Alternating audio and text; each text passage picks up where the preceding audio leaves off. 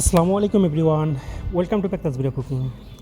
আজকের রেসিপিটি শুধু তাদের জন্য যারা একেবারেই কেক তৈরি করতেছেন বারবার, কিন্তু কেকের ফোমটা আপনারা সঠিকভাবে তৈরি করতে পারতেছেন না, ফলে আপনার কেকও সঠিকভাবে তৈরি হইতেছে না।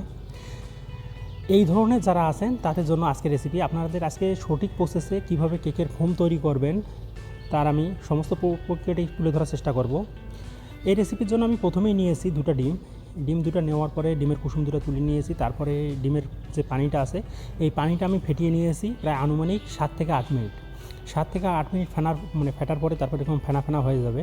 যখন এরকম ফেনা হবে তারপরে এর সাথে আমি অ্যাড করেছি পরিমাণ মতো চিনি। আপনারা যদি 200 গ্রাম দুটো ডিম দিয়ে কেক বানান সেক্ষেত্রে আপনার চিনি লাগবে 100 গ্রাম।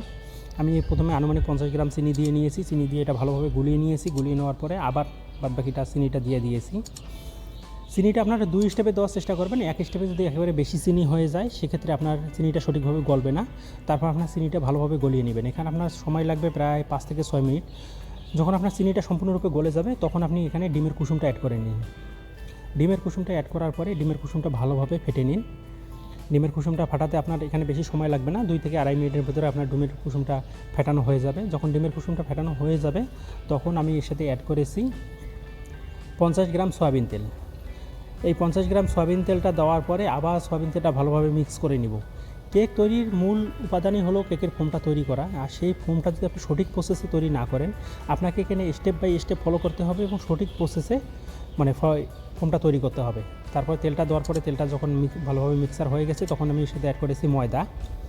এই ময়দা আমি এখানে দিয়েছি ঠিক 150 গ্রাম ময়দা দেওয়ার পরে এই ময়দাটা আমি এবার ভালোভাবে সেঁকে নিব। আপনার যে কোনো চালনিতে সেঁকে নেবেন। এই সেঁকে নেওয়ার আগে একটা জিনিস অ্যাড করবেন। এখানে আমি অ্যাড করেছি 1 চা চামচ কর্নফ্লাওয়ার, 1/2 চা চামচ খাবার সোডা, বা আপনি এখানে বেকিং পাউডারও দিতে পারেন। তারপরে 2 চা চামচ পাউডার দুধ। এই সবকটা উপকরণ দেওয়া হয়ে গেলে আমি ভালোভাবে এটা সেঁকে নিয়েছি। সেঁকে নিয়ে এটা আমি ভালোভাবে মিক্সার করে নিয়েছি। এখানে খুব আলতো হাতে মিক্সার করার চেষ্টা করবেন, একে অতিরিক্ত জোরে করবেন না।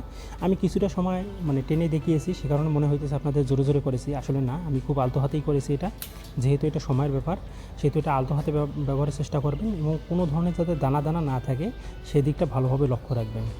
দেখুন সুন্দরভাবে আমি এটা তৈরি করে নিয়েছি, ভালোভাবে মিক্সার করে নিয়েছি। যখন আমার মোটামুটি ভালোভাবে মিক্সার হয়ে গেছে এখানে আমি অতিরিক্ত অ্যাড করেছি রেড ফুড কালার 3-4 ফোঁটা।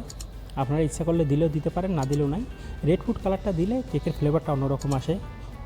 আর এখানে আমি অ্যাড করেছি 2 থেকে 3 ফোঁটা ভ্যানিলা এসেন্স। এই ভ্যানিলা এসেন্স আপনার ডিমের গন্ধটা দূর করবে। এই রেড ফুড কালার এবং ভ্যানিলা এসেন্সের দুটা কালারই একই রকম, সে কারণে আপনাদের একটু হয়তো বা বুঝতে ভুল হবে, সে কারণে আমি দুটাই উপকরণ একসাথে বলে দিলাম। দুটো আমি একসাথে মিক্স করে দিয়েছিলাম। তারপরে যে প্যানে আপনারা কেক বসাবেন সেই প্যানে প্রথমে ভালোভাবে তেল ব্রাশ করে নিয়ে প্রথমে একটা কাগজ দিয়ে তেল ব্রাশ করে নেবেন, তারপরে কেকটা বসাবেন। সো ভিউয়ার্স, যদি রেসিপিটি আপনাদের কোনো উপকারে আসে অবশ্যই লাইক কমেন্ট সাবস্ক্রাইব করবেন। আর যদি ফেসবুক থেকে দেখে থাকেন অবশ্যই লাইক কমেন্ট শেয়ার ও ফলো করার জন্য বিশেষ অনুরোধ রইল।